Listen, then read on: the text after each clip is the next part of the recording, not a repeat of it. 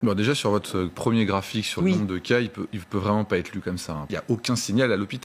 Montrer cette courbe est totalement fallacieux par rapport à la réalité.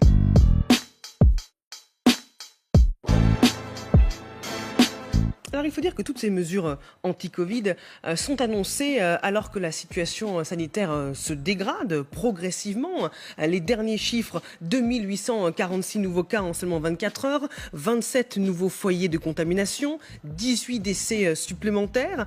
Quand on regarde plus globalement la courbe des nouveaux cas par jour, on voit une nette reprise, certes très loin du pic du 31 mars où on comptait 7578 nouveaux contaminés.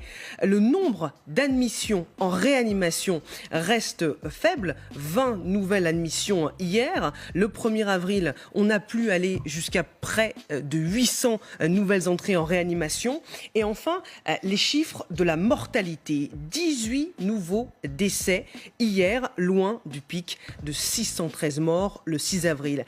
Docteur Blachier, doit-on craindre une deuxième, voire une troisième, quatrième vague? Bon, déjà, sur votre premier graphique, sur le nombre de cas, il peut vraiment pas être lu comme ça. Puisque le premier pic, c'est des gens qui arrivaient à l'hôpital en détresse respiratoire, on les diagnostiquait, ils étaient Covid. Aujourd'hui, c'est des gens qu'on va chercher, qui sont le plus souvent des jeunes asymptomatiques. C'est-à-dire qu'en fait, si on avait fait des tests à l'époque, on n'aurait pas eu ce premier pic-là, on l'aurait eu 10 fois au-dessus. C'est à peu près les estimations qu'on a dans nos modèles. Donc aujourd'hui, le pic épidémique qu'on a, il est à peu près 10 fois en dessous celui qu'on a probablement eu lors du premier pic. Simplement, on ne diagnostiquait pas. Et aujourd'hui, vous l'avez montré, il n'y a aucun signal à l'hôpital. Donc ça veut dire que la situation est encore plus rassurante. Ça veut dire qu'aujourd'hui, on a une circulation qui est bien inférieure à celle qu'on avait en mars, qui est plutôt probablement celle qu'on avait en janvier-février, qui était déjà sans doute la même, c'est-à-dire essentiellement dans une population jeune. Au bout d'un moment, c'est devenu tellement important que ça a atteint un certain nombre de personnes vulnérables et on a vu des gens arriver à l'hôpital. Donc on n'est pas du tout à la situation de mars, on est plutôt probablement à la situation de janvier-février. Et le fait de dire qu'il y aura une deuxième vague, c'est irrémédiable, non, moi je suis pas d'accord. Si aujourd'hui on porte le masque en lieu clos, les courbes de recontamination vont redescendre et on ne verra jamais rien à l'hôpital. Et la reprise économique pourra se faire et tout pourra revenir à la normale. Je veux dire, cette idée qui est inéluctablement une seconde vague hospitalière à l'automne et en hiver, c'est faux. Non, je crois que ce qu'a dit M. Blachier est extrêmement important et qu'il faut que tout le monde le comprenne.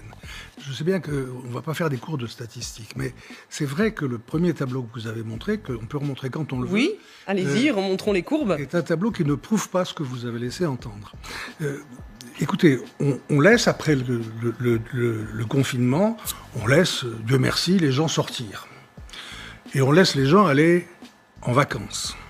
Et on les teste beaucoup plus. Et le virus est toujours là. Ce serait ahurissant qu'il y ait moins de cas que cela.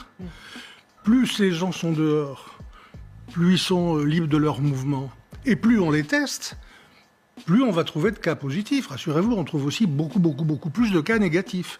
Mais montrer cette courbe est totalement fallacieux par rapport à la réalité. Ça veut dire que c'est plus rassurant que ce que les autorités sanitaires nous disent. Mais c'est beaucoup plus rassurant. Quant au décès, vous nous dites... Quant au décès, vous nous dites... Quant au décès, rendez-vous compte, vous nous dites on est remonté à 18 morts dans une journée. Vous savez combien il y a de morts en France tous les jours? Tous les mois, il y en a 60 000 à peu près. Oui, 60 000 tous les mois. 60 000 par mois, 60 à 65 000 morts. En ce moment, il y en a 1700. Donc 18, voilà, il ne faut pas non plus affoler Billancourt. Je veux dire, on est dans une situation où rien ne laisse penser qu'on va devant quelque chose d'extrêmement grave. Et les clusters sont plutôt bien maîtrisés là où ils le sont.